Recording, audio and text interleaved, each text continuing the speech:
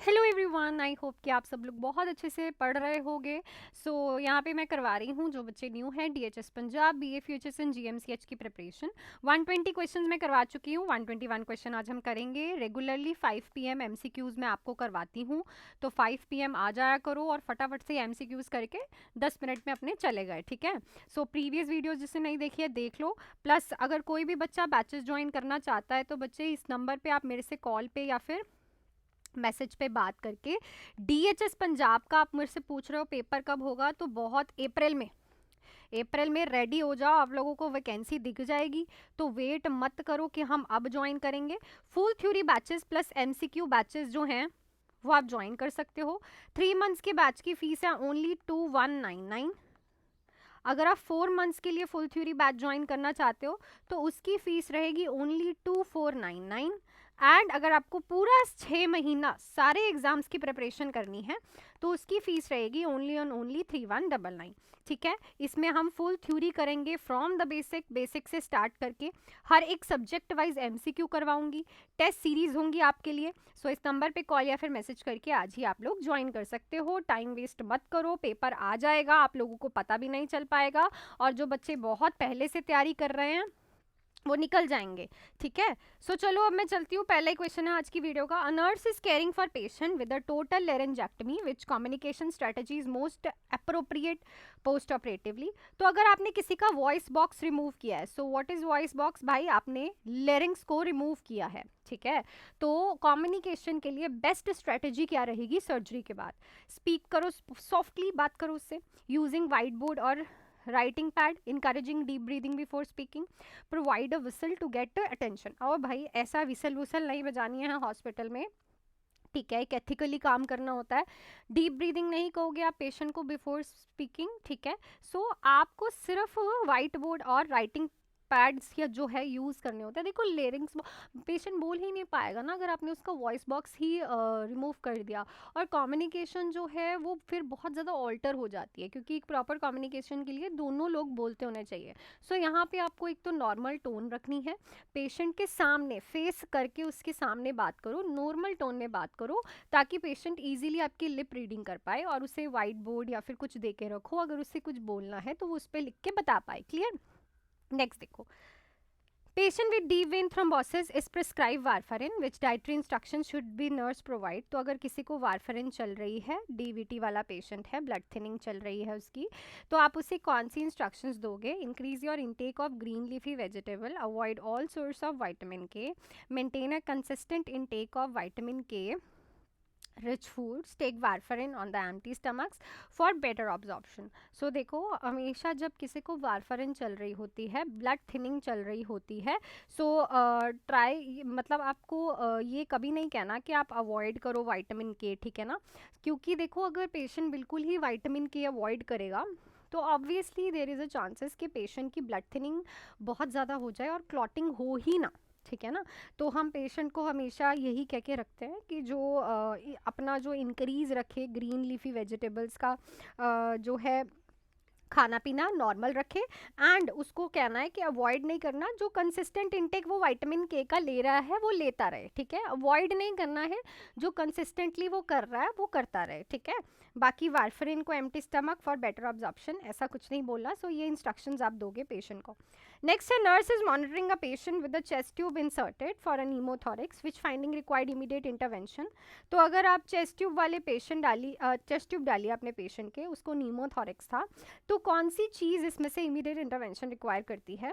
continuous bubbling in the water seal chamber, tidling in the water seal chamber, 100 ml of drainage in a first hour, the chest tube dressing in dry intact. यहाँ पे अगर तो continuous bubbling हो रही है water seal chamber में, the shows के patient के एयर लीकेज हो गया। देखो ये क्वेश्चन काफ़ी बार रिपीट हो चुका है, तो इस क्वेश्चन को अब याद रखना। मैं आगे से कभी रिपीट नहीं करूँगी इस क्वेश्चन को, बिकॉज ये क्वेश्चन आपको अच्छा एक बार तो ना ऑसिलेशन भी लिखा हुआ आता है, तो उस पर भी ध्यान रखो, ऑसिलेशन को भी टिक नहीं लगाना है, ठीक है ना।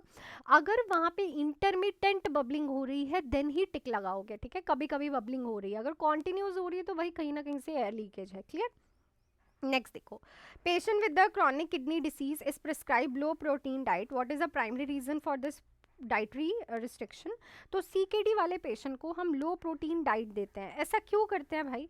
To prevent protein energy malnutrition, to reduce the risk of hyperkalaemia, to minimize the production of nitrogenous waste, to prevent a fluid overload. याद रखो CKD वाले पेशेंट में ना यूरिन निकलता ही नहीं है।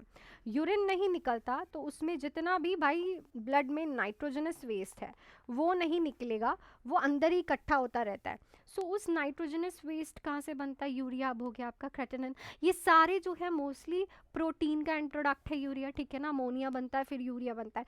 सो ये चारे चीज़ों ऑलरेडी नहीं निकल रही, ऊपर से आप उसे प्रोटीन देगो तो और ज़्यादा नाइट्रोजनस वेस्ट इंक्रीज होगा। तो मेन हम इसीलिए ही करते हैं ताकि नाइट्रोजनस वेस्ट ना बने, अमाइनो एसिड्स, अमोनिया, यूरिया, ये सब चीज़ें फॉर्म ना हो, मिनिमाइज हो जाए प्रोडक्शन नाइट्रोजनस वेस्ट की। नेक्स्ट देखो, a nurse is caring for a patient with a sepsis who develops acute respiratory distress syndrome, ठीक है। विच assessment finding is most concerning?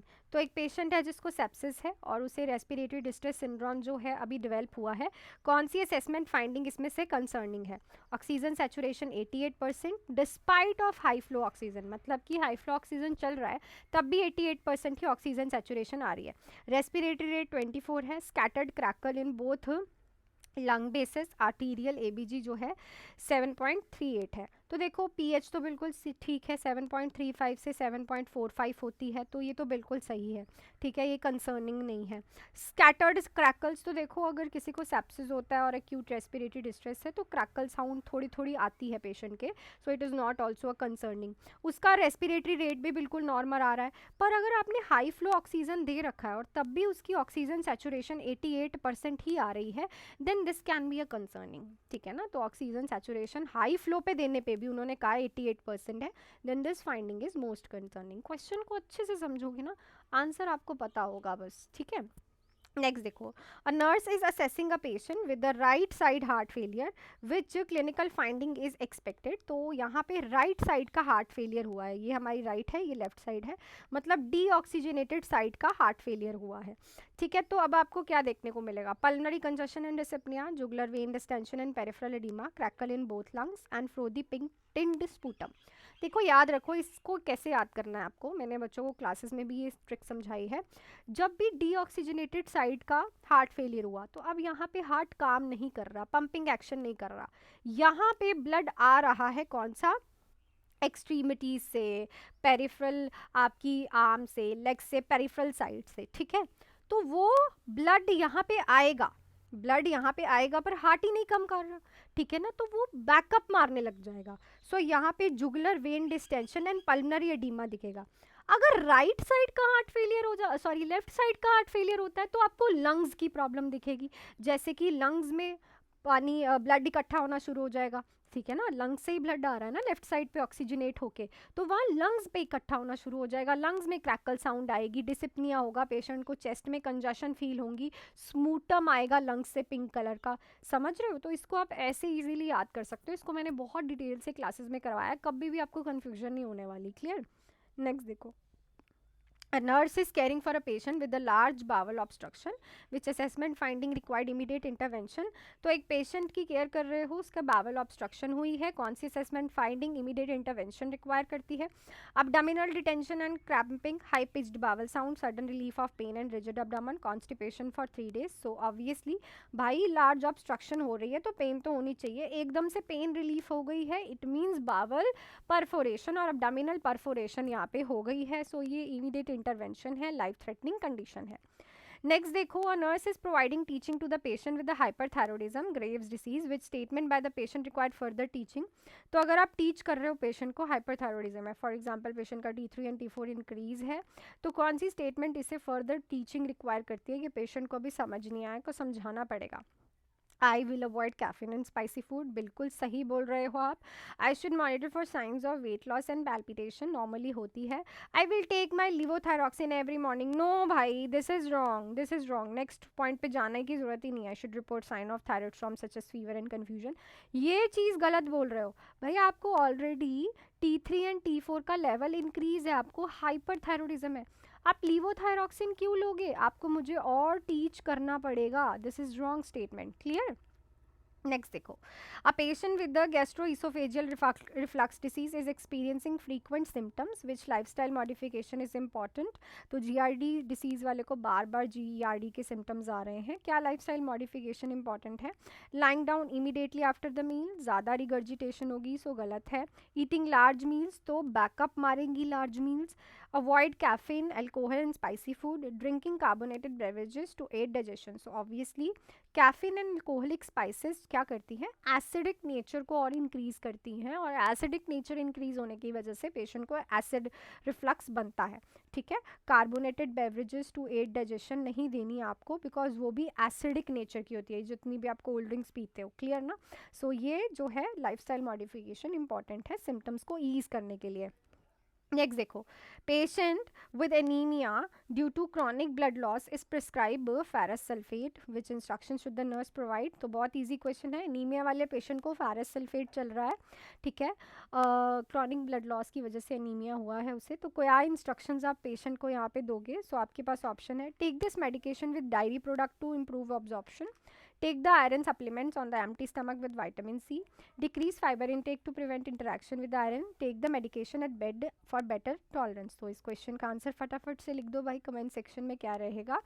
और जो मैंने आप लोगों से कल क्वेश्चन पूछा था, आ जाओ भाई, पेनक्रेटाइटिस वाला पेशेंट है, मोस्ट स्पेसिफिक कौन सा लेबोरेटरी रिजल्ट? सब ने सही लिखा है भाई, सीरम अमाइलेज एंड लाइपेज इसमें एलिवेटेड देखने को मिलते हैं, और ये कन्फर्मेटरी टेस्ट में भी आ जाता है पेनक्रेटाइटिस के।